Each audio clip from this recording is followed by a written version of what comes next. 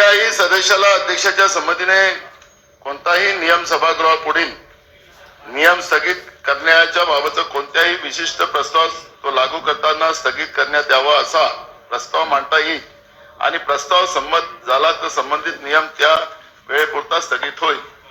अध्यक्ष महाराज, आपण पाहिलं की रश्मी शुक्लाचं जे क्लोजर रिपोर्ट शासनाने घाईगतीनं माननीय हायकोर्टाला पाठवलेलं होतं. अध्यक्ष महाराज, या ठिकाणी राज्यातल्या अनेक नेत्यांचा माझ्यासहित फोन टेपिंग झाला.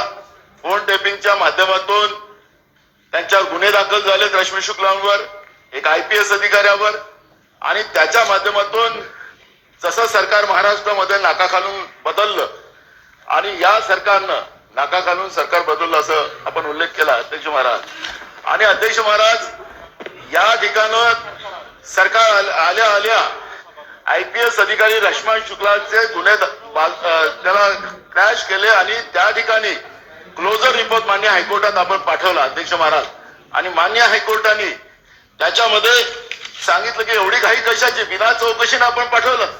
आखरी हे सरकार विरोधकांचे फोन टेपिंग करून सरकार पाडायचं काम, ब्लॅकमेलिंग करण्याचं काम हे सरकार करते अध्यक्ष महाराज.